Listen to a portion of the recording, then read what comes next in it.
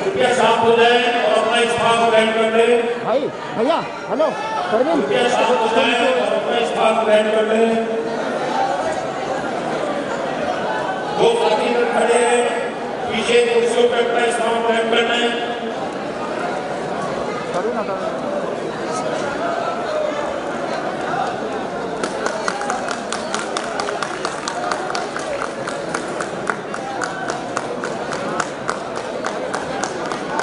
कृपया स्थान ग्रहण कर लें। मैं आदरणीय जो लोग इधर खड़े हैं दाहिने हाथ मेरे, आप जाके पीछे कुर्सियों पे अपना स्थान ग्रहण कर लें।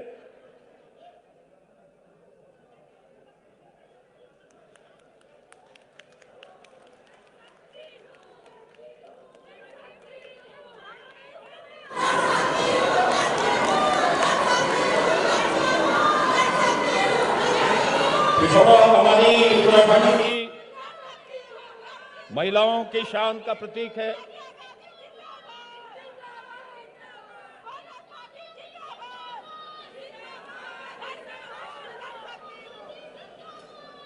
आदरणीय कांग्रेस महासचिव, आपका हार्दिक स्वागत करते हुए मैं अवगत कराना चाहता हूं कि इस विधानसभा चुनाव के लिए कांग्रेस घोषणा पत्र को तैयार करने में हमने विस्तृत जनसंवाद किया है।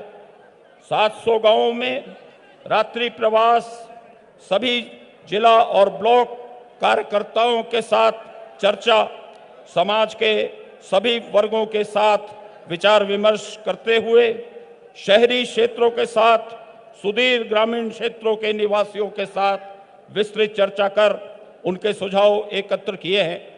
हमने प्रयास किया है कि राज्य के आर्थिक विकास को प्राथमिकता देते हुए उत्पादन तथा उद्यमिता को मानव संसाधन विकास और रोजगार सृजन का आधार बनाया जाए।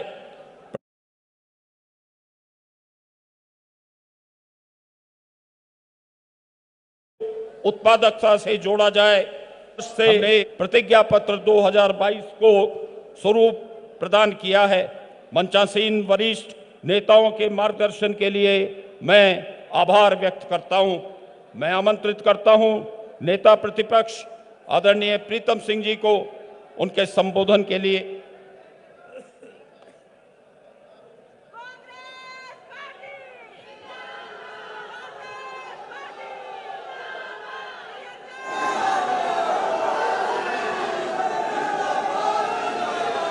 मंच पर आसीन अखिल भारतीय कांग्रेस कमेटी की महामंत्री आदरणीय प्रियंका गांधी जी, प्रदेश के प्रभारी आदरणीय देवेंद्र यादव जी,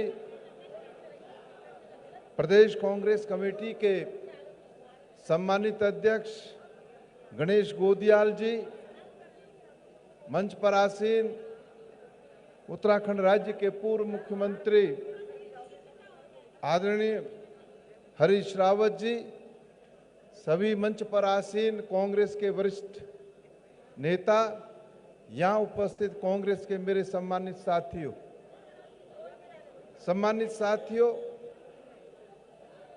आज का दिवस आपके लिए और हमारे लिए बहुत हर्ष का दिवस है कि आज हमारे बीच अखिल भारतीय कांग्रेस कमेटी की महामंत्री आदरणीय प्रियंका गांधी जी उपस्थित हुई हैं। मैं अपनी ओर से और आप सबकी ओर से प्रियंका गांधी जी का देहरादून आगमन पर हार्दिक अभिनंदन, हार्दिक स्वागत करता हूं। साथियों, आज का ये दिवस इसलिए भी महत्वपूर्ण है कि आज 2022 के इस चुनाव में कांग्रेस अपना चुनावी घोषणा पत्र जारी करने जा रही है। और उस चुनावी घोषणा पत्र को जारी करने के लिए आदरणीय प्रियंका गांधी जी ने समय दिया, इसके लिए हम उनका आभार व्यक्त करते हैं, उनको बहुत बहुत धन्यवाद देते हैं। साथियों, 2017 में इस राज्य के अंदर विधानसभा चुनाव हुए। विधानसभा के उस चुनाव में कांग्रेस परास्त हुई और हम मात्र 11 विधायक चुन करके विधानसभा में गए। उन विषम परिस्थितियों में जब कार्यकर्ता हताश था, निराश था, मैं आप सबको साधुवाद देना चाहता हूं, आप सबको धन्यवाद देना चाहता हूं कि उन विकट परिस्थितियों में आपने इस उत्तराखंड राज्य के अंदर कांग्रेस को मजबूत करने का काम किया। सदन से लेकर सड़क तक जो संघर्ष आपने और हमने मिलकर के किया, आज उसी का ही नतीजा है कि 2022 में इस राज्य के अंदर कांग्रेस सरकार बनाने जा रही है।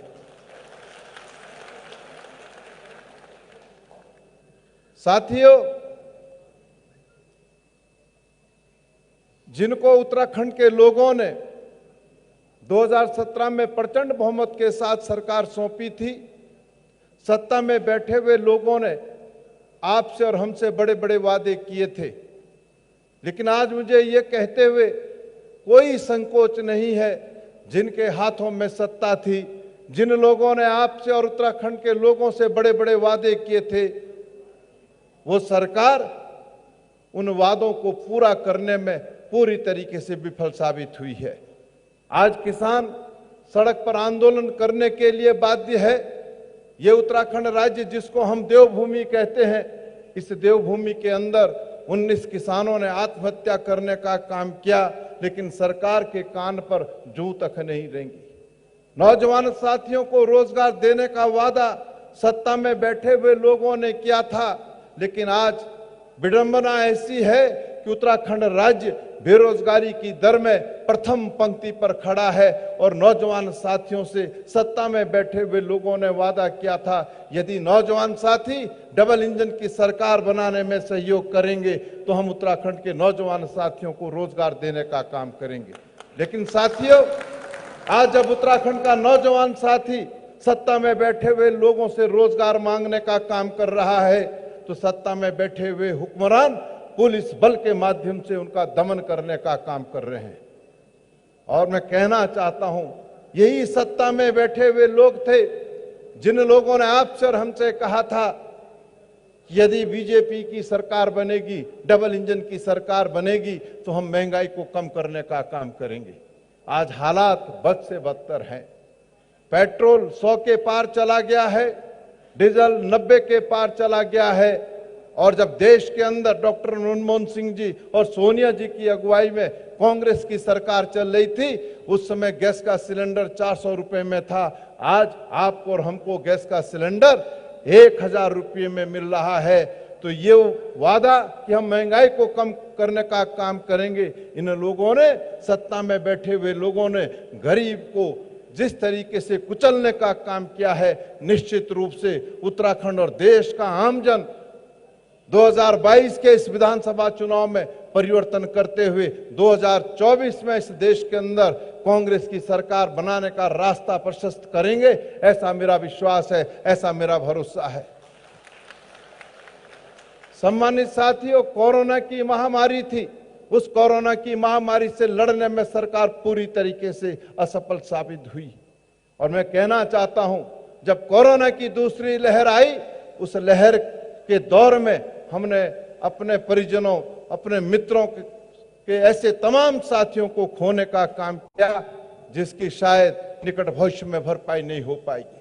सत्ता में बैठे हुए लोग हाथ पर हाथ धरे बैठे रहे और इस प्रदेश के अंदर ना तो कोरोना से पीड़ित व्यक्ति को ऑक्सीजन मिला, ना ऑक्सीजन बेड मिला, ना आईसीयू मिला और ना रेमडेसिविर इंजेक्शन मिला। ऐसी परिस्थितियों में निश्चित रूप से मैं कांग्रेस के साथियों का आभार व्यक्त करना चाहता हूं, आपको धन्यवाद देना चाहता हूं।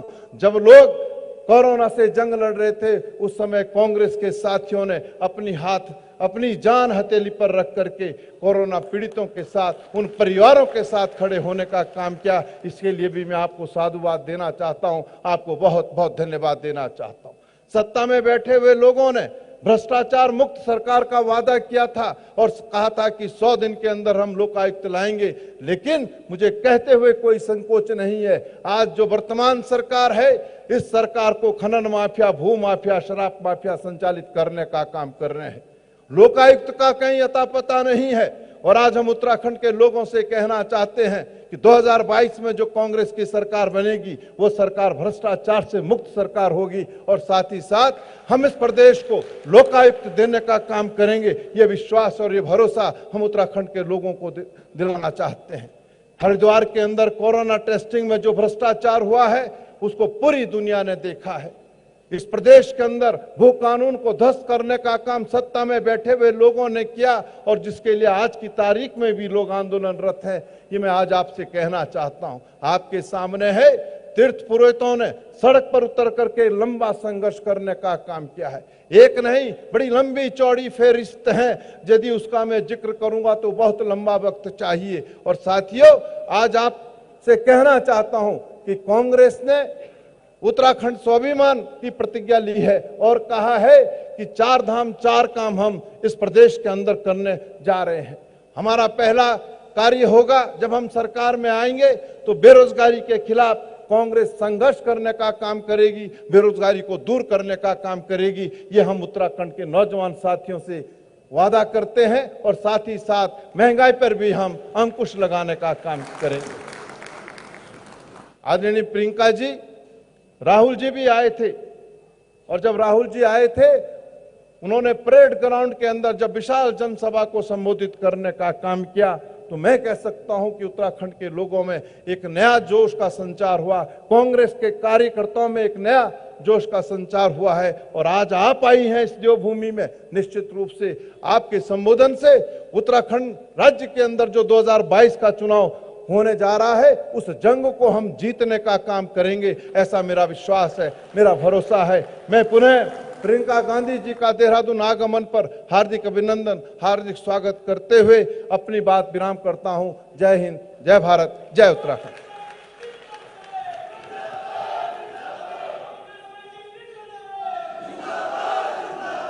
मैं आमंत्रित करता हूं आदरणीय प्रदेश कांग्रेस कमेटी के अध्यक्ष गणेश गोदियाल जी को उनके ऊर्जावान संबोधन के लिए।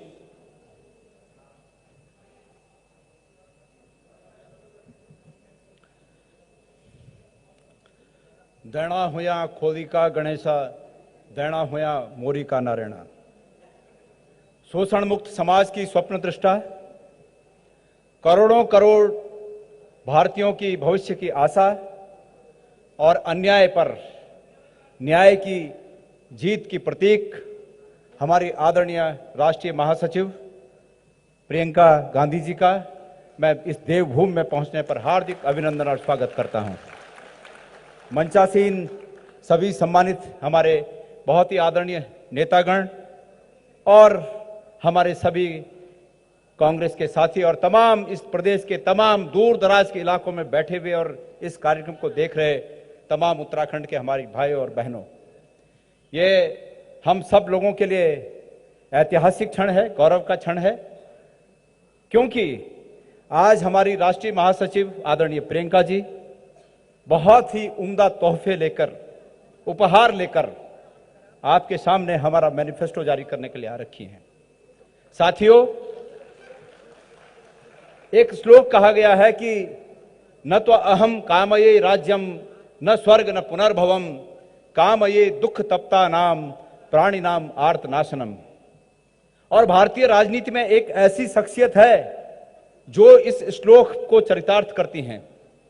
श्लोक में कहा गया है कि न अहम कामये राज्य, मुझे राज्य की कामना नहीं है, मुझे पुनर्जन्म की भी कामना नहीं है, लेकिन कामना है कि दुख में तपते हुए लोगों के, दुख में तपते हुए जीवित व्यक्तियों के दुख को मैं कम कर सकूं, ऐसी मेरी कामना है। और ऐसी राजनीति, भारतीय राजनीति के पटल पर एक शख्सियत है जिन्होंने प्रधानमंत्री का पद ठुकराकर इस देश में लाखों लाखों उन तपते हुए दुख के लोगों के दुख को दूर करने का संकल्प किया सोनिया जी ने, उनके विचारों पर आगे बढ़ती हुई हमारी नेता प्रियंका जी आज हमारे बीच हैं।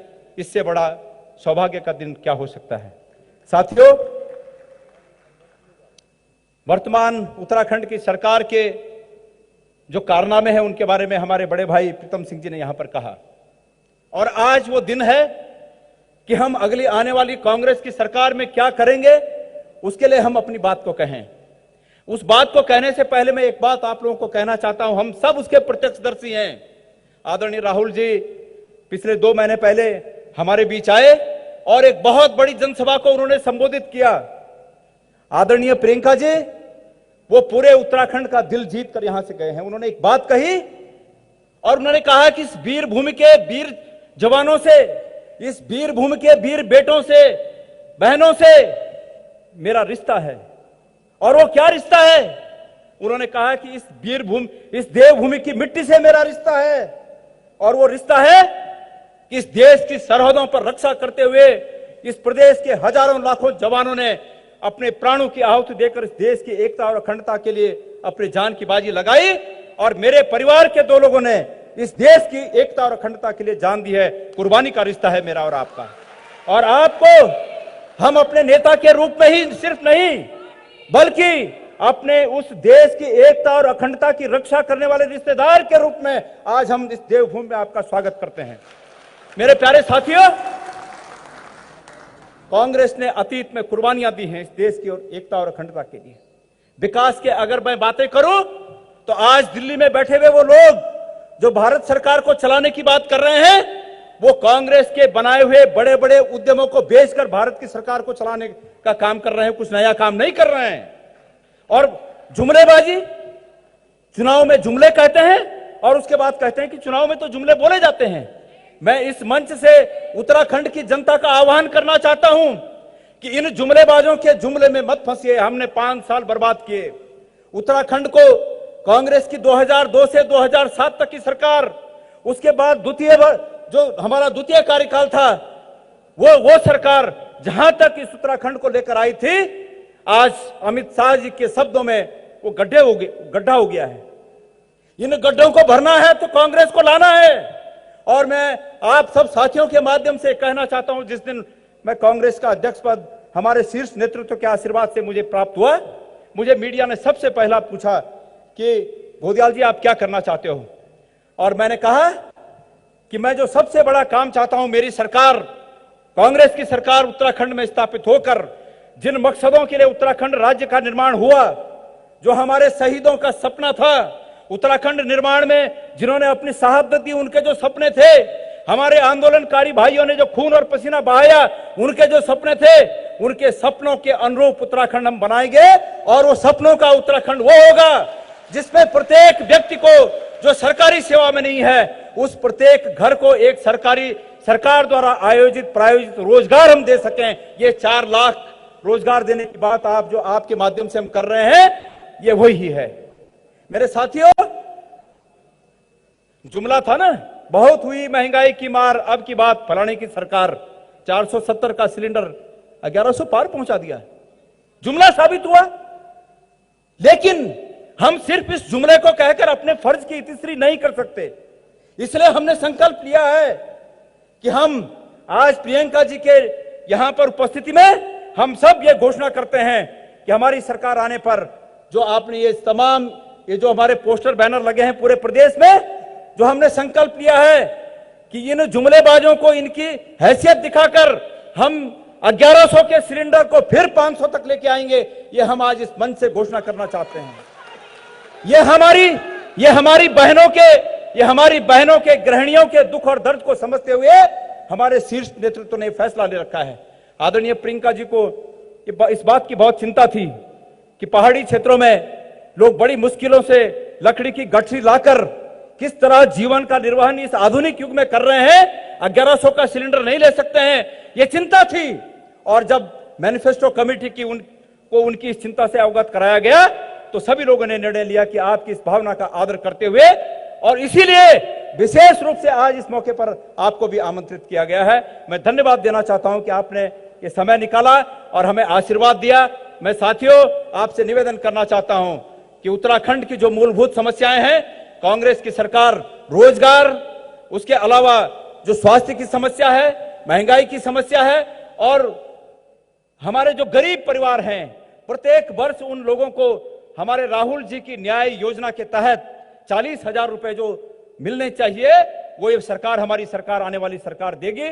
मैं ये घोषणा आप लोगों के सामने, ये ऐलान आपके सामने, आप लोगों के उपस्थिति में करना चाहता हूं। और अंत में हमारी राष्ट्रीय महासचिव प्रियंका जी की उपस्थिति में मैं कांग्रेस अध्यक्ष होने के नाते मेरे इस प्रदेश के तमाम उन युवाओं से आह्वान करना चाहता हूं।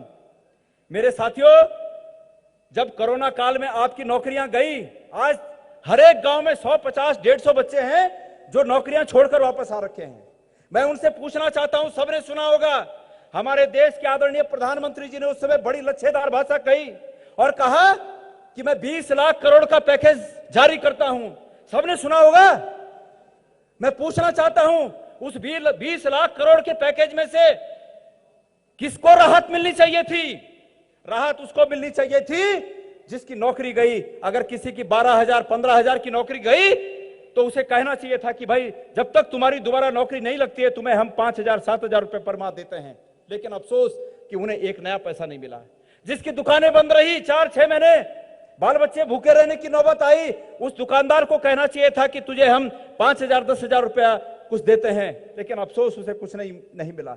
चाय की ठेली वाला, सब्जी की गाड़ी वाला, तमाम छोटे छोटे कारोबारी 6-6, 8-8 महीने जिनके काम धंधे बंद रहे, उनके खातों में कुछ आना चाहिए था। लेकिन अफसोस कि उनके खातों में कुछ नहीं आया और वो 20 लाख करोड़ भारत के राजकोष से निर्गत हुआ। लेकिन भारत के राजकोष से निर्गत हुआ 20 लाख करोड़ अंबानी और अडानी के खातों में गया। बड़े अफसोस की बात है। मैं उन युवा साथियों से जो अपनी नौकरी गंवाकर आज गांव आए हुए हैं, उनसे आह्वान करना चाहता हूं, ये जंग है, इस जंग को लड़िए। और हम आपको ये आह्वान करते हैं, ये संकल्प लेते हैं कि हम आपको, आपके दुखों को समझते हुए, दर्द को समझते हुए आपके रोजगार का बंदोबस्त करेंगे। ये जुमलेबाज आपके रोजगार का बंदोबस्त नहीं करने वाले हैं। कांग्रेस की सरकार आपके रोजगार का बंदोबस्त करेगी। हम आपके रोजगार का बंदोबस्त करेंगे। हम पर विश्वास करिए। आप हमें सहयोग दीजिए, हम आपको समृद्धि देंगे। इन्हीं शब्दों के साथ पुनः एक बार हमारी राष्ट्रीय नेता का मैं सादर अभिवादन करते हुए अपने शब्दों को यहां पर विराम देता हूं। आदरणीय हरीश रावत जी, प्रीतम सिंह जी, मैं नाम नहीं ले पाया, आप सबका स्वागत और सभी नेताओं का स्वागत। धन्यवाद। जय भारत, जय उत्तराखंड। असीम ऊर्जा और अनुभव से युक्त, समाज की पीड़ा को गहराई से समझने वाले पूर्व मुख्यमंत्री, हमारी कैंपेन कमेटी के चेयरमैन आदरणीय हरीश रावत जी को मैं आमंत्रित करता हूं कि वो आए और हमें संबोधित करें।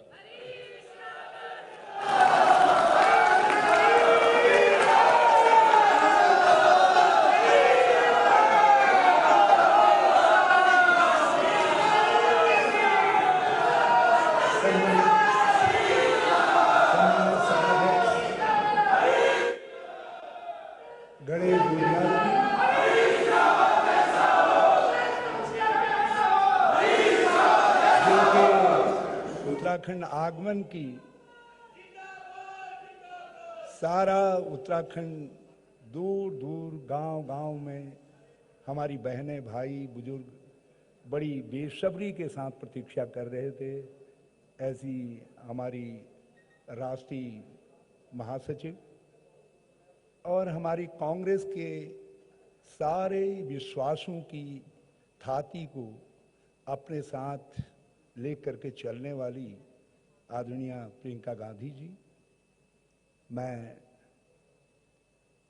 माननीय प्रीतम सिंह जी, नवप्रभात जी, हमारे सम्मानित प्रभारी देवेंद्र यादव जी, सभी सम्मानित प्रभारीगण और दूर दराज जो हमारे इस कार्यक्रम के साथ जुड़े हुए हैं, जो प्रियंका जी को सुनने के लिए बहुत आतुर हैं, वो मेरे बहुत आदर योग्य बहनों और भाइयों, मैं आप सबको प्रणाम करता हूं और इस परिवार का यहाँ पर उपस्थित लोगों में बड़ा होने के नाते मैं अपने चारों धामों की तरफ से गंगोत्री, यमुनोत्री, केदारनाथ, हमारे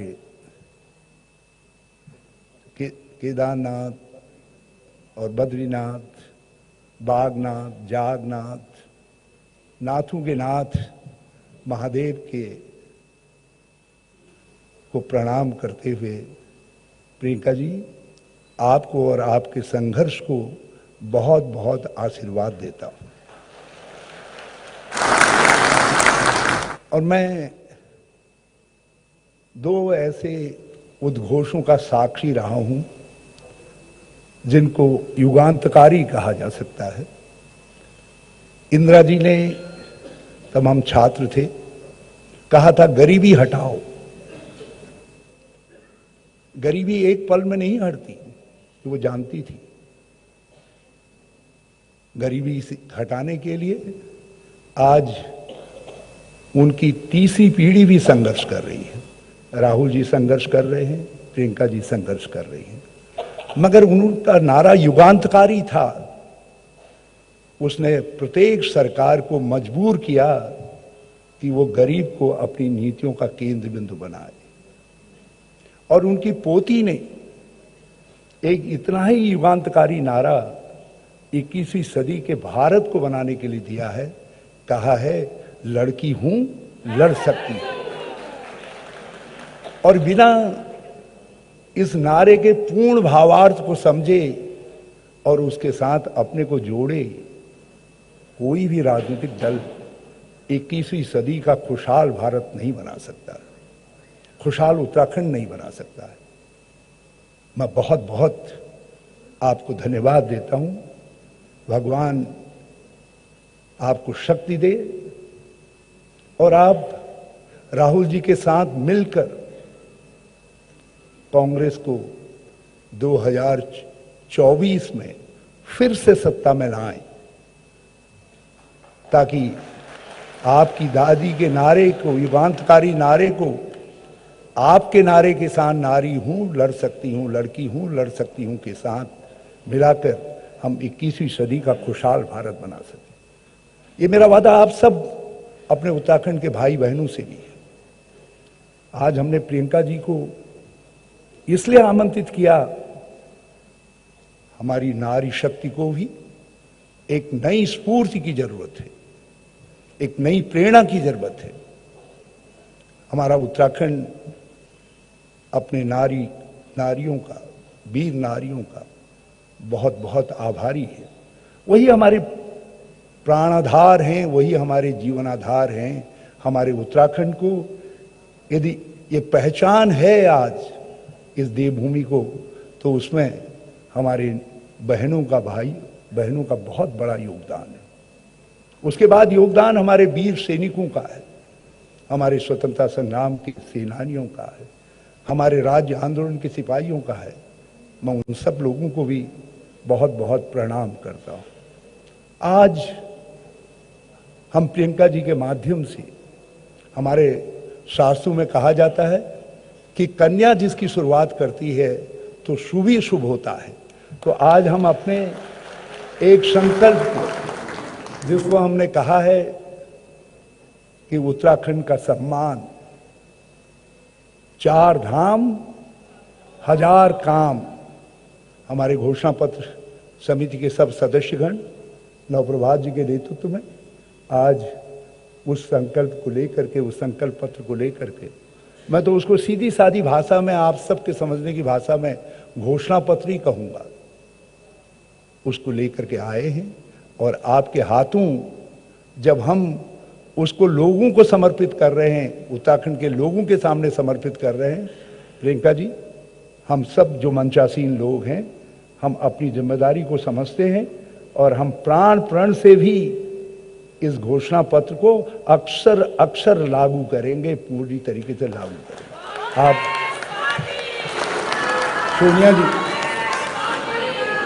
सोनिया जी को बता दीजिएगा ये हमारा संकल्प, क्योंकि वो बहुत चिंतित रहती है।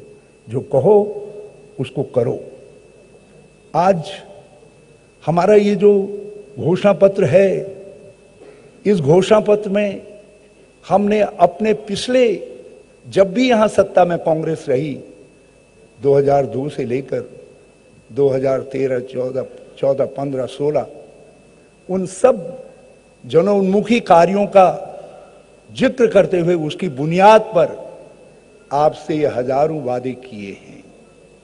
हमारा रिकॉर्ड देख लीजिए, एक एक वादे में हमारा पिछला रिकॉर्ड साक्षी है। हमने उत्तराखंड को एक नई दिशा बनाई है, एक मजबूत नींव डाली है।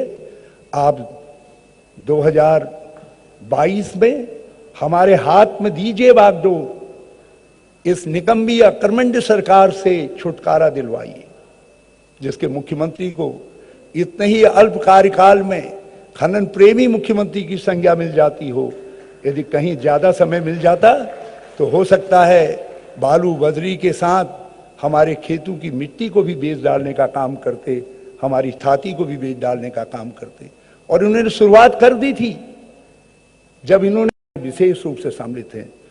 हमने 3 प्रकार की पेंशनों को बढ़ा करके 18 प्रकार की पेंशनें की। अब हम 21 प्रकार की पेंशनें लागू करेंगे। जो 1000 मिलता था उसको 1800 में पहुंचाने का काम करेंगे। हम हर किसी को जोड़ेंगे। हमने पहले कार्यकाल में, मेरे कार्यकाल में, हमारी सरकार ने 32,000 लोगों को नौकरी दी, सरकारी मुलाजिम बनाया। हमारा रिकॉर्ड साक्षी है। यदि हम आगे के लिए कुछ कह रहे हैं तो हम उसको पूरा करके दिखाएंगे। आज कितनी बड़ी चुनौती है लोगों के सामने अपने जीवन को चलाने की। आज लोगों का मान सम्मान खतरे में है।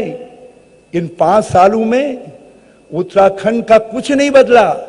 यदि केवल बदले इन भाजपा के लोगों ने तो केवल मुख्यमंत्री बदले और चेहरे बदल करके आज फिर आपको धोखा देना चाहते हैं, फिर आपको धोखा देना चाहते हैं। अरे भेड़िया साधु का बाना पहन करके साधु नहीं हो जाता है। भाजपा के लोगों के पास कोई नीति नहीं है, कोई कार्यक्रम नहीं है, कोई सोच नहीं है। कांग्रेस के पास स्पष्ट नीति कार्यक्रम है, हमारे पास स्पष्ट नेतृत्व है। हम उसके बल पर आगे बढ़ेंगे। इसलिए हमने अपने घोषणा पत्र में कहा कि 4 धाम 1000 काम, और जिसके 4 पुष्प हम पहले ही अर्पित कर चुके हैं भगवान बद्रीनाथ को, केदारनाथ को, गंगोत्री और यमुनोत्री को, इस पुण्य भूमि को। वो 4 पुष्प हैं। 5 साल में हम देंगे 4 लाख रोजगार, स्थायी रोजगार। रिक्त पदों को भरेंगे भी, नए पद सृजित भी करेंगे, मगर स्वरोजगार के बल पर हम 4 लाख 5 साल में रोजगार सृजित करेंगे जो स्थायी नेचर के होंगे। हमारी शिक्षा और स्वास्थ्य दोनों का ढांचा चरमरा गया। प्रीतम ने अभी कहा, प्रीतम सिंह जी ने, कि किस तरीके से कोरोना काल में हमारे भाइयों के मरने के लिए छोड़ दिया गया। देश के अंदर प्रियंका जी दूसरे नंबर पर प्रतिशतवार सर्वाधिक मौतें उत्तराखंड में हुई हैं, छोटे से उत्तराखंड के अंदर। मैं उन सब परिवारों के प्रति मेरा हृदय, जो हमारे लोगों की सरकार की नालायकी से मर गए, हमारे बीच में नहीं है, मैं उन सबको सांत्वना देना चाहता हूं। और इसीलिए हमने अपने इन 4 पुष्पों में एक पुष्प ये रखा है कि स्वास्थ्य सेवाएं पहुंचाएंगे गांव गांव, द्वार द्वार। नई टेक्नोलॉजी का, साइंस टेक्नोलॉजी का उपयोग करेंगे इस काम के लिए। हमने कहा है आप सब भाई बहनों से, उत्तराखंड के लोगों से, कि उत्तराखंड के भाइयों बहनों, जिन भाई बहनों की आमदनी बहुत कम है, जो कोरोना काल में और ध्वस्त हो गई, नोटबंदी, जीएसटी के कारण जो छोटे छोटे व्यापारी आजीविका पा रहे थे, गरीबी के गर्त में चले गए, हम उन सब लोगों को चिन्हित करेंगे। ये संख्या 5 लाख भी हो सकती है, 5 लाख से ज्यादा भी हो सकती है। मैं अपने साथियों से समापूर्वक कहना चाहता हूं, हम इन 5 लाख लोगों को रुपया देंगे हर साल 40,000। 5 लाख लोगों को रुपया देंगे हर साल 40,000। और मैं जानता हूं मेरी बहनें चाहे किसी जगह इस समय प्रियंका जी को सुनने के लिए आई होंगी, प्रियंका जी को सुनने के लिए आई होंगी, प्रियंका जी को सुनने के लिए आई, प्रियंका जी को सुनने के लिए आई, प्रियंका जी को सुनने के लिए आई, प्रियंका जी को सुनने के लिए आई, प्रियंका जी को सुनने के लिए आई, प्रियंका जी को सुनने के लिए आई, प्रियंका जी को सुनने के लिए डर लगा रहता है मन में, कहीं सिलेंडर खत्म न हो जाए, गैस खत्म न हो जाए। और आप हाथ जोड़ करके कहती हैं कि सिलेंडर भैया कल खत्म मत होना, नहीं तो घर वाला जो है जब पैसा मांगूंगी तो डांटेगा, कहां से लाएगा वो पैसा। हर घर आज महंगाई से विचलित है।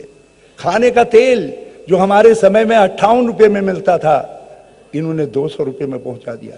कौन सी चीज सस्ती है? आप सबकी जेब से पैसा निकला है, देश के चंद खरबपतियों की जेब में गया है। इन्होंने खरबोपति बनाए हैं। इन्होंने गरीब को और गरीब बनाने का काम किया है। समाज का कोई वर्ग नहीं है जो इनके कार्यकाल में गरीब नहीं हुआ। महंगाई रोकना हमारे हाथ में नहीं है, लेकिन हमारे हाथ में एक बात है कि हम आपको राहत दे सकें। कांग्रेस की सरकार बनाइए, इसीलिए हमने कहा है बनाओ बनाओ कांग्रेस की सरकार, लाओ लाओ कांग्रेस की सरकार। गैस का सिलेंडर नहीं होगा 500 रुपए के पार। लाओ लाओ कांग्रेस की सरकार, गैस का सिलेंडर नहीं होगा 500 रुपए के पार। रोजगार हमारा प्रमुख मुद्दा, महंगाई मुद्दा, भ्रष्टाचार मुद्दा, कौन सी चीज ऐसी है कुशासन मुद्दा।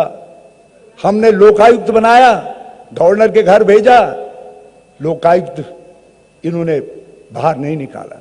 बातें बड़ी बड़ी करते हैं ये। आज मैं इन बड़ी बातें करने वालों से एक बात और कहना चाहता हूं, क्योंकि मैं जानता हूं हम जो गैस के सिलेंडर की सब्सिडी है बहनों के खाते में डालेंगे।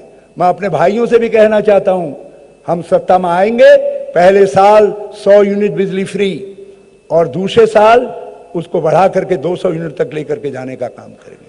हम हर तरीके की समृद्धि को, खुशहाली को आपके साथ बांटेंगे। लोग सवाल करेंगे कहां से लाएंगे पैसा। जब केदारनाथ की आपदा आई थी, विकास दर न्यूनतम हो गई थी, राजस्व वृद्धि दर न्यूनतम हो गई थी, व्यापार ठप हो गया था, पर्यटन ठप हो गया था।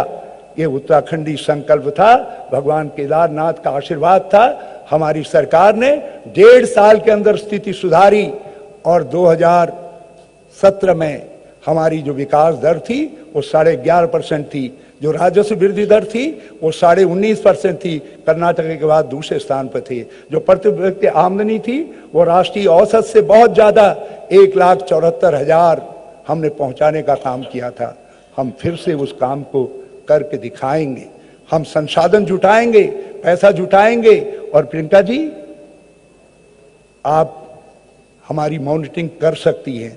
हमारा पहला काम उत्तराखंड की सरकार का संसाधन संवर्धन का होगा। हम आर्थिक दृष्टि से मजबूत भारत भी बनाएंगे और जितनी मजबूती हासिल करेंगे उसको अपने गरीब भाइयों के साथ बांटने का काम करेंगे। आप हमारी नेता को सुनने के लिए हम सब लोगों के साथ जुड़े। कुछ भाई बहन यहाँ जुटे, कुछ भाई बहन राज्य के कोने कोने में जुटे हुए हैं। मैं आप सबको नमन करता हूं, प्रणाम करता हूं।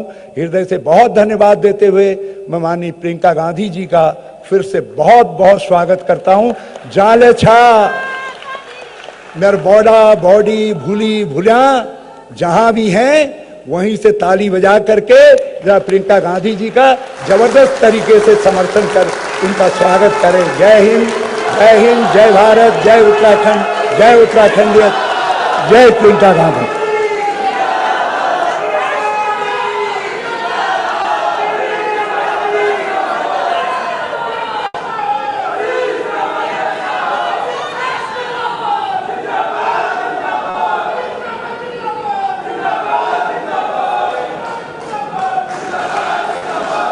मैं निवेदन करता हूं कांग्रेस की महासचिव आदरणीय प्रियंका गांधी जी से कि उत्तराखंडी स्वाभिमान प्रतिज्ञा पत्र 2022 घोषणा पत्र समर्पित करें।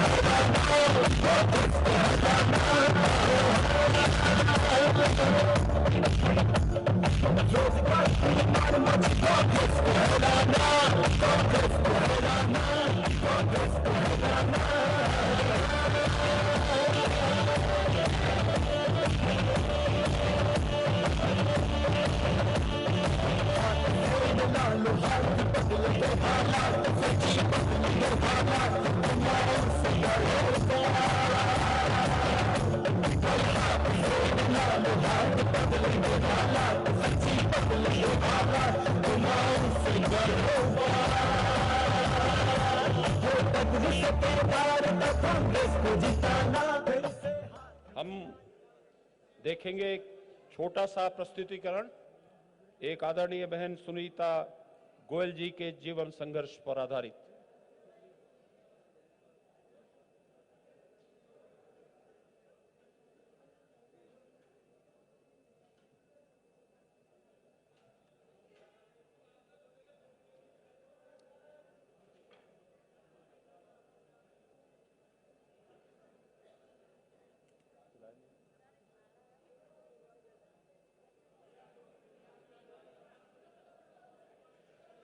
कृपया प्रस्तुतिकरण। मेरा सुनीता गोयल है। I am post graduate from Delhi university. Uttarakhand में हमें 35 साल हो गए। मैं पूरा दिन चाय का काम करती हूँ। मैं सुबह 10 बजे निकलती हूँ। सबसे पहले मैं इधर से सैयद मोहल्ले से निकलती हूँ, चाय बांटती हूँ, जाती हूँ 3-4 दुकानें मेरी जो परमानेंट है, एक 2 चाय वो लेते हैं। 30 किलोमीटर में रोज चल रही हूँ। मेरे पति अपाहिज है, बिल्कुल एकदम ना चल फिर सकते हैं ना कुछ कर सकते हैं। मैं अकेला ही उनको उनके सहारे छोड़ के जाती हूँ। हम लोग दोनों के दोनों बेरोजगार हैं इस टाइम। खाने पीने के लिए तो बहुत मुश्किल हो रहा है। इतना नहीं मैं कमा पाती हूँ, ना तो इनकी विकलांग की पेंशन लगे, ना मेरी बुजुर्गी की पेंशन लगे। हमारी दुकान थी, तो चलिए पुरानी चीजों की बहुत याद आती है कि हम लोग कैसे रहते थे, कैसे नहीं रहते थे। कभी कपड़े पे शिकन तक नहीं आती थी और आज जैसे देखती हूँ वैसे ही उठ के चल देती हूँ। यही पहले पढ़ाई लिखाई पूरी करो, उससे मेरा अंदर से आंसू आते हैं बेटा, क्योंकि जो भुगतता है उसी को पता चलता है। ना मुझे गैस सिलेंडर मिल रहा है, ना मुझे खाना मिल रहा है, ना मुझे कोई 1 रुपया मिल रहा है, ना मुझे कोई मतलब इवन यहाँ तक कि कुछ भी नहीं है। 1 रुपये की मदद नहीं हुई मेरे को बीजेपी की सरकार की तरफ से। जब अभी नहीं कर रही तो आगे आ जाएगी तो वो तो बिल्कुल हमें पैरों के नीचे रोकेगी। तो इस बार अगर कांग्रेस सरकार आती है तो हमें लगता है कि हमारा कुछ उद्धार होगा।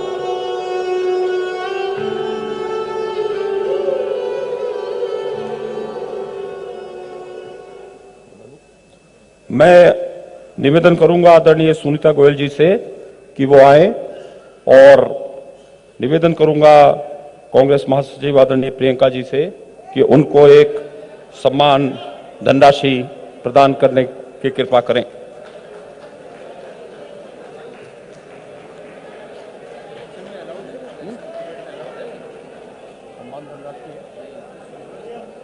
तो ये तो मैंने सोचा नहीं कि वो कह रहे हैं इलेक्शन पीरियड में अलाउड है।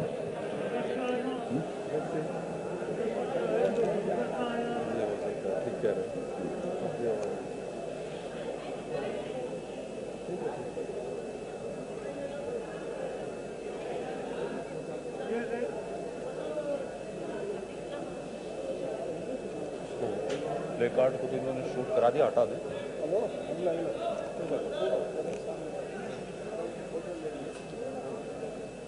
मैं 3 युवा साथियों प्रियांशु थापा जी, अर्चना नेगी जी और नीलम रावत जी को आमंत्रित करता हूं और निवेदन करता हूं आदरणीय प्रियंका जी से कि वो कांग्रेस के संकल्प के रूप में एक प्रतीक रोजगार पत्र उनको प्रदान करें। मैं हमारे बीच में मोहन प्रकाश जी भी हमारे ऑब्जर्वर हैं, बड़े वरिष्ठ नेता हैं हमारे, वो आए हैं, जरा उनके लिए ताली बजा करके स्वागत करें।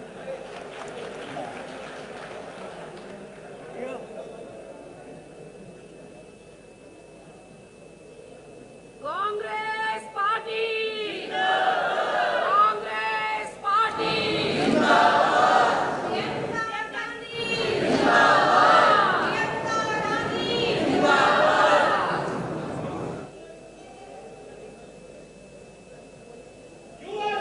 जिंदाबाद, जिंदाबाद, युवा शक्ति जिंदाबाद, जिंदाबाद, नेता गांधी जिंदाबाद, जिंदाबाद, हरीश रावत जिंदाबाद, जिंदाबाद,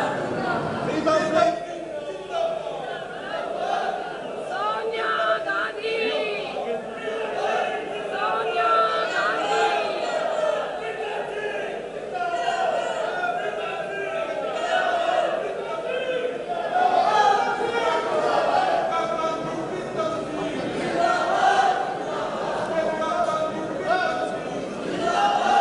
अब हम देखेंगे स्थिति और कांग्रेस के संकल्प।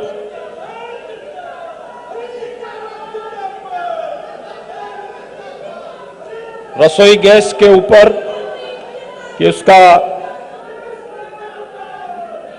जनार्पण आदरणीय प्रियंका जी करें।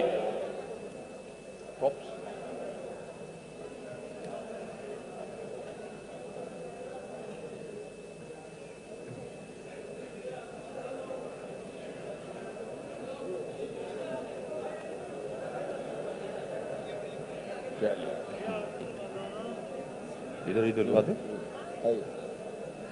आप आ जाए इधर।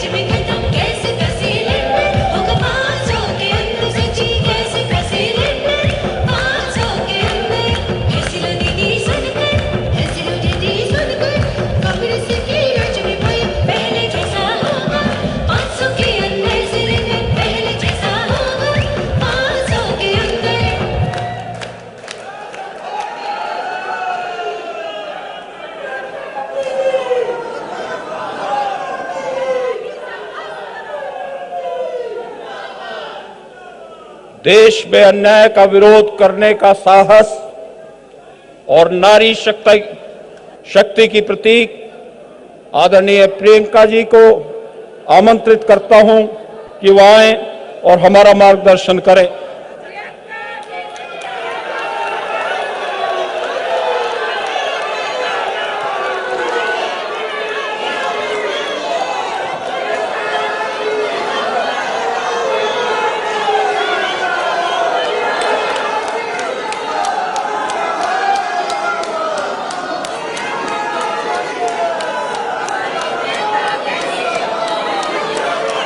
आप सबको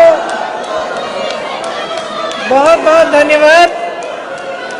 आपने बहुत बहुत प्यार दिया, प्यार से मेरा स्वागत किया, उसके लिए आप सबको बहुत बहुत धन्यवाद। श्री हरीश रावत जी, जिनके साथ काम करके मैंने बहुत कुछ सीखा, उनके अनुभव और उनके विवेक से हमेशा मैं प्रेरित होती हूँ। श्री गणेश गोडियाल जी, श्री प्रीतम सिंह जी, श्री देवेंद्र यादव जी, श्री नव प्रभात जी, श्री मोहन प्रकाश जी, श्री गौरव वल्लभ जी, आप सबका इस स्वागत में बहुत बहुत, इस सभा में बहुत बहुत स्वागत। और जितने हमारे साथी, हमारी बहनें, हमारे भाई हमें जगह जगह में इस भाषण को देख रहे हैं, उनको भी मेरा बहुत बहुत प्यार और बहुत बहुत धन्यवाद।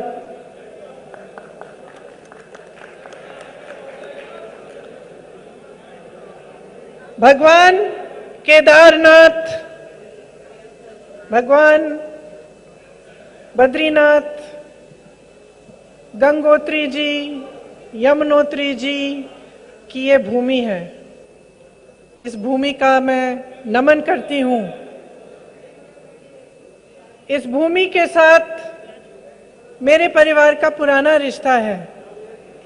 आप तो जानते ही होंगे, मेरे पिताजी, मेरे चाचा जी यहीं देहरादून में पढ़े, मेरे भाई भी यहीं पढ़े, मैं भी यहीं पढ़ी, मेरा बेटा भी यहाँ पढ़ा। कई पीढ़ियों से हम इस प्रदेश में आ रहे हैं, आप सबसे मिल रहे हैं, आप सबकी बातों को सुन रहे हैं, और यहाँ की जो सुंदरता है, यहाँ की प्रकृति जो है, उसको देखकर हमेशा खुश होते थे। लेकिन आज यहाँ आकर इस देवभूमि में जिस तरह की सरकार चल रही है, उसको देखकर दुख होता है। मैं कहना चाहती हूं कि ये दुख क्यों होता है। ठीक है, हर सरकार आती है, जनता की समस्याएं होती हैं, और जो विकास है, चाहे कितना भी कोई सरकार करे, वो कभी पूरा नहीं होता। तो हमेशा ये एहसास होता है कि चलो और काम हो सकता था। लेकिन सबसे बड़ा दुख तो इस सरकार के कार्य को देखकर इसलिए होता है क्योंकि इन्होंने कुछ नहीं किया। इन्होंने जितने बड़े बड़े वादे आपको दिए, जितनी आशा से, उम्मीद से आप सबने इनका समर्थन किया, उसको तोड़ दिया है। जहां जहां मैं जाती हूं, बहुत स्पष्ट होता है कि पिछले 5 सालों में कुछ काम नहीं किया गया। पिछले 5 सालों में सिर्फ जो आपकी उम्मीदें हैं वो टूटी, जो आपको वादे किए थे वो टूटे, जो पहले काम किया गया था वही आज दिखता है। जो हमारी सरकार के दौरान विकास का कार्य था वही आज है, उससे आगे कुछ नहीं किया गया। हाँ, चुनाव आता है तो बड़ी बड़ी घोषणाएं फिर से होती हैं, उद्घाटन होने शुरू होते हैं, और जो प्रोजेक्ट आपने 5 सालों से नहीं किए, उनका उद्घाटन आप आज कर रहे हैं, ये दिखाने के लिए कि बहुत बड़ी बड़ी चीजें की गई हैं। इस सरकार ने जितना पैसा, जितना धन विज्ञापनों में खर्चा है, कि सिर्फ यहाँ उत्तराखंड में नहीं, सिर्फ उत्तर प्रदेश में नहीं, लेकिन दिल्ली में उत्तराखंड और उत्तर प्रदेश के विज्ञापन दिखते हैं। इतना खर्चा होता है इन पर, लेकिन जो आपकी समस्याएं हैं उनको हल करने के लिए इनके पास पैसे नहीं है, कहते हैं।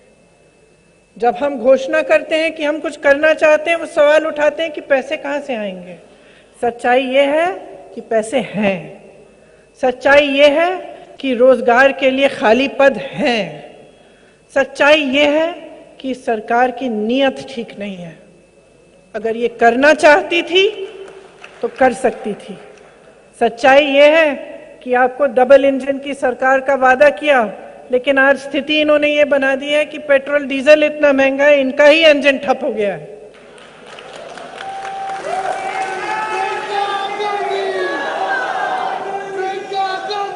मैं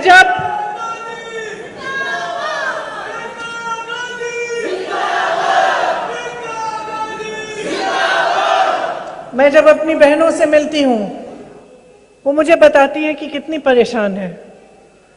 और इसीलिए जब आपने नारा आप कह रही थी लड़की हूँ लड़ सकती हूँ, तो क्यों आप खुश होती हैं इस नारे को सुन के? क्योंकि आप जानती हैं कि आपका जीवन संघर्ष का जीवन है।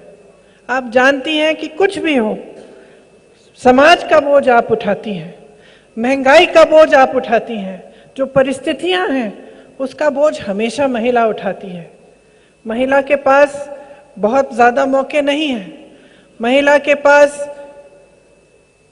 उसको हमेशा घर भी देखना पड़ता है। चाहे वो बाहर जाके खेती में काम करे, वो घर आएगी, वो घर को भी संभालेगी, परिवार के सदस्यों को देखेगी, वो सुखी हैं, वो अच्छे हैं कि नहीं हैं, सबकी सेहत ठीक है कि नहीं है, कोरोना की मार हुई, सबसे ज्यादा बोझ फिर से आपने उठाया। लेकिन आपको पूरी तरह से नकारा जाता है। जब नेता, राजनीतिक पार्टियां बात करती हैं तो महिला की बात नहीं करती।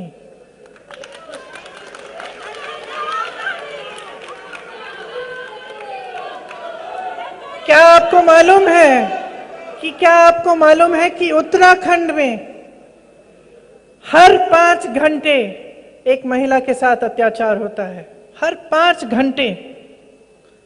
जो पहाड़ी राज्य है, आपको मालूम है कि कितनी मुश्किल होती है स्वास्थ्य सेवाओं को मिलने की।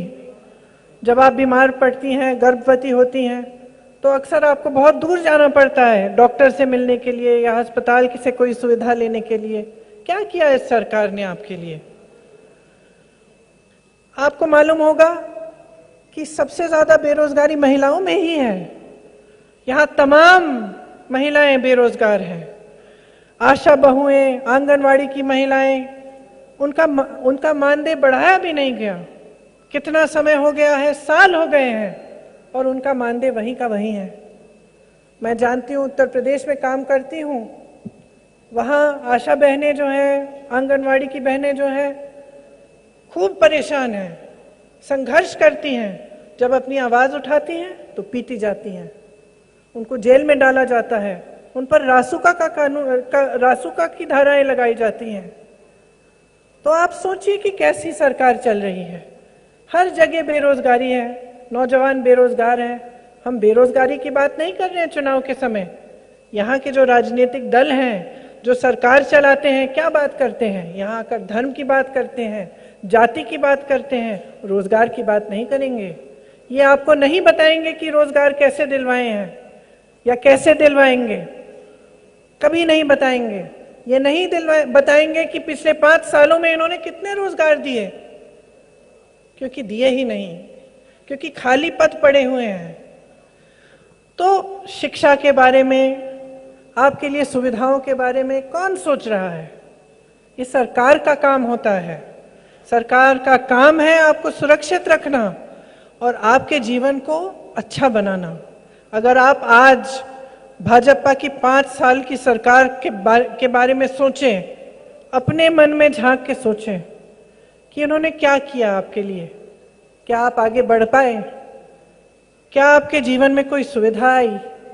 क्या पहले से कोई आसानी हुई आपको जीवन जीने में, या आप और भी त्रस्त हो गए? चाहे महंगाई हो, चाहे हमारे किसान भाई हो, आपने देखा कितना आंदोलन किया।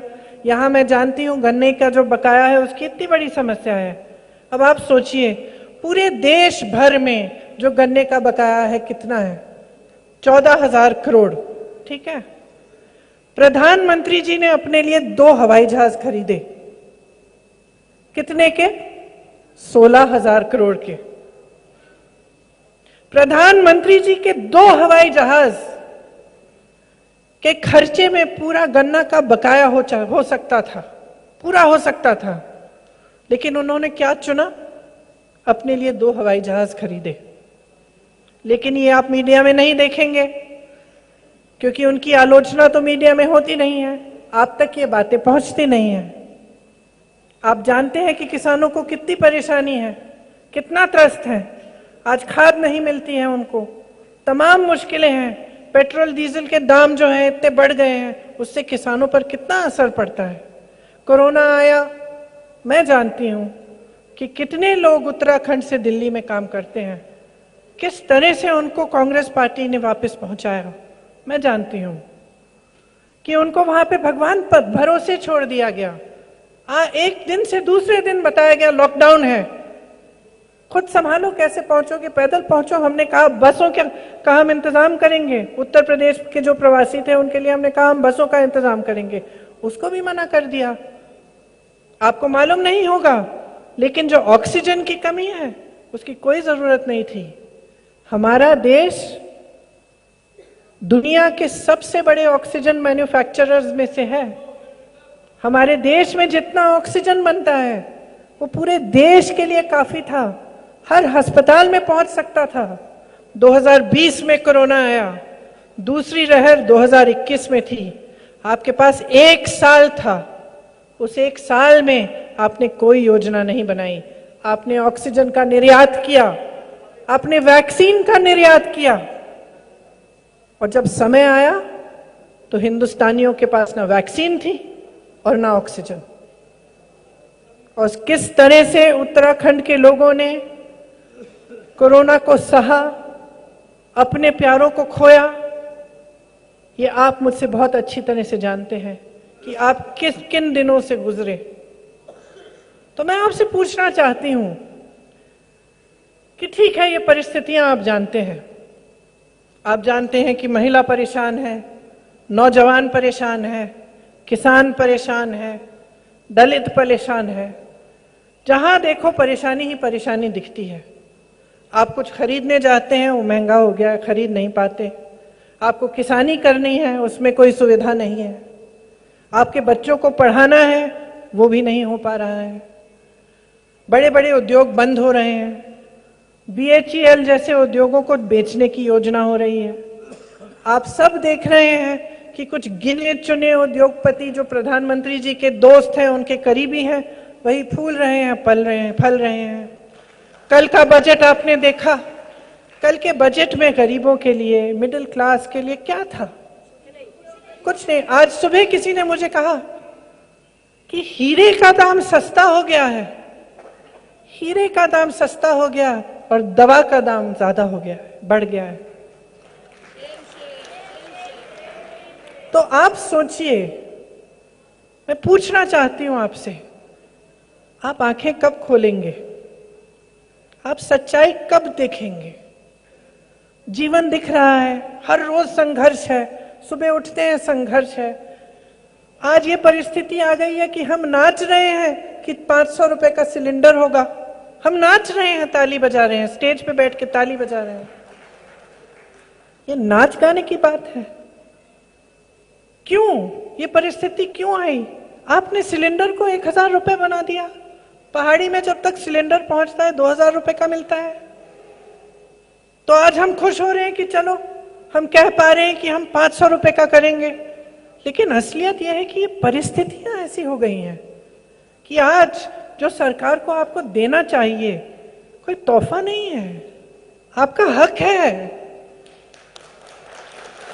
आज उस हक को मांगने के लिए आपको इतना संघर्ष करना पड़ रहा है। आज एक राजनीतिक दल कांग्रेस पार्टी आपके सामने आकर कह रही है हम आपको आपका हक देंगे, और आप खुशी से नाच रहे हैं, लेकिन ये आपका हक है। समझ रहे हैं? समझ रहे हैं? कोई आप पे एहसान नहीं कर रहा है, कोई एहसान नहीं कर रहा है। जो यहां बैठा है उसको आपने बिठाया है। अब आप आंख खोलिए। आपके जीवन में अगर संघर्ष है तो उस संघर्ष के मिटाने की जिम्मेदारी हमारी है और हक आपका है।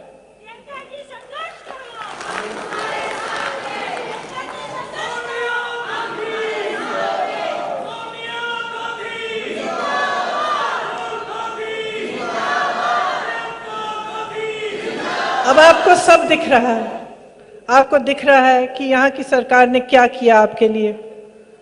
महामारी आई तो भी आपके साथ नहीं खड़े हुए। महंगाई इतनी हो गई है उसको बढ़ाए जा रहे हैं, बेरोजगारी बढ़ रही है उसको सुलझाने की कोई कोशिश नहीं है, यहां पास में खनन हो रहा है उसको कोई नहीं रोकता, बड़े बड़े उद्योगपति जो करना चाहे वो कर रहे हैं, गरीब की कोई सुनवाई नहीं हो रही है। तो बदलाव कौन लाएगा? बदलाव कांग्रेस पार्टी तभी ला पाएगी जब आप जागरूक बनेंगे, जब आप समझेंगे कि सरकार का काम आपके लिए दिन रात काम करने का काम है। अगर आपके बच्चों की शिक्षा नहीं हो रही है, सरकार का काम है कि वो आपको बताएं कि किस तरह से आपके बच्चों को की शिक्षा कराएंगे, किस तरह से आपका भविष्य मजबूत करेंगे, किस तरह से कहां से आएंगे ये रोजगार। इसीलिए जो घोषणा पत्र बनाया हमने, इसमें हमने कहा है कि हम क्या करना चाहते हैं। और मैं पूछना चाहती हूं कि आप हम पे विश्वास क्यों करेंगे? आप सोच सकते हैं कि हम भी दूसरे दलों के साथ की तरह ऐसे घोषणाएं कर रहे हैं, लेकिन हमारा ट्रैक रिकॉर्ड देखिए, हमारी सरकार का काम देखिए। यहां तो आपने देखा इस सरकार के आने से पहले काम हुआ। इसी तरह से जब हमने घोषणा की, छत्तीसगढ़ की सरकार बनने वाली थी, हमने घोषणा की कि वहां पे किसानों का कर्ज माफ किया जाएगा। सरकार ने जब शपथ ली उसके 3 घंटे बाद सारे कर्ज माफ किए गए। तो आपके पास विकल्प है, कांग्रेस पार्टी एक विकल्प है जो आपके लिए काम करना चाहती है, जिसके नेता आपके लिए संघर्ष करना चाहते हैं, जिन्होंने 5 सालों में आप ही के संघर्ष, आपके साथ खड़े होकर आपके संघर्ष देखे हैं, और जो हर बार आप ही की आवाज उठाते हैं, आपके लिए न्याय मांगते हैं। चाहे वो आपके पेंशन की बात हो, चाहे एक्स सर्विसमैन की बात हो, चाहे युवाओं की बात हो, महिलाओं की बात हो, हमेशा कांग्रेस पार्टी आपके साथ खड़े होकर संघर्ष करती है। तो आप ही सोचिए कि अगर आपको अपना जीवन बदलना है, परिवर्तन लाना है और एक ऐसी सरकार लानी है जो आपके लिए काम करे, तो आपको मन बनाना पड़ेगा। आपको ये तय करना पड़ेगा कि इस चुनाव में विकास की बात होनी चाहिए। जो आपको यहाँ मंच पे खड़े होकर राजनीतिक दल आते हैं, जो धर्म के बारे में, जाति के बारे में बात करते हैं, उनसे पूछिए मेरे विकास के बारे में क्या कह रहे हो। उनसे पूछिए कि तुमने 5 सालों में मेरे लिए किया क्या, क्यों दूं अपना कीमती वोट तुमको, क्या किया है मेरे जीवन को सुधारने के लिए। तो इन बातों में से आप गुमराह मत होइए। ऐसी बातों को करने से सिर्फ और सिर्फ कुछ राजनीतिक दलों का फायदा होता है, पब्लिक का कोई फायदा नहीं होता, कभी फायदा नहीं होता। जब फूट होती है, जब देश में जब लड़ाया जाता है लोगों को, आप परिवार के बारे में सोचिए। आपका परिवार है, 3 भाई हैं, आपका कारोबार अच्छी तरह से चल रहा है, तीनों इकट्ठे काम कर रहे हैं, खुशी से आगे बढ़ रहा है परिवार। अब किसी ने फूट डाल दी, लड़ाई शुरू हो गई, क्या आप आगे बढ़ पाएंगे? और जब घर का मुखिया ही लड़ाई कराए तब क्या होगा? परिवार का नाश होगा, कभी आगे बढ़ नहीं सकता ऐसा परिवार। तो जो आपके सामने आकर ऐसी बातें करते हैं, जो नकारात्मक बातें हैं, उनसे आप अपना हक मांगिए, उनसे कहिए, सकारात्मक बातें करिए, विकास की बातें करिए, शिक्षा, सुविधा, स्वास्थ्य, रोजगार, इनकी बातें करिए, बताइए हमारे लिए आप क्या करेंगे, तभी आपको वोट मिलेगा। तो मन बना लीजिए, ये ऐसा चुनाव है जिसमें आप उत्तराखंड का भविष्य बदल सकते हैं। आपका अपना अभिमान है, स्वाभिमान है, अपने स्वाभिमान को मत भूलिए। और जब भी आपके सामने एक नेता आए, किसी भी पार्टी का हो, उससे ये पूछिए कि वो क्या करने जा रहा है आपके लिए, और जब तक करके नहीं दिखाएगा तब तक दोबारा अपना वोट उसके पक्ष में मत दीजिए। ये बातें करना चाहती थी मैं आपसे कहना चाहती थी कि ये जो आपका वोट है ये बहुत महत्वपूर्ण है, इसको हल्के में मत लीजिए। किसी ने कुछ कह दिया कि ये ले लो वोट दे दो, किसी ने बहका दिया, किसी ने कह दिया कि जाति के आधार पर दे दो, धर्म के आधार पर दे दो। बहकना मत, आप अपना हक मांगो और अपने हक के आधार पर अपना वोट दो, तभी आप आगे बढ़ोगे, तभी आपका प्रदेश आगे बढ़ेगा, तभी आपका देश आगे बढ़ेगा और तभी उन नेताओं को एहसास होगा कि आपके सामने जो झूठ बोलते हैं, जो आपको गुमराह करने का काम करते हैं, कि उनकी बात अब नहीं चलने वाली। तो अब समय आ गया है, खास तौर से मैं अपनी बहनों को कहना चाहती हूं, आप लड़की हो, लड़ सकती हो, अपने हक के लिए लड़ सकती हो, आपका हक है ये सब। आप बच्चों को पालते क्यों हैं? आप उनको उनकी परवरिश क्यों करते हैं? क्योंकि आपके दिल में ये आशा है ना कि बड़े होके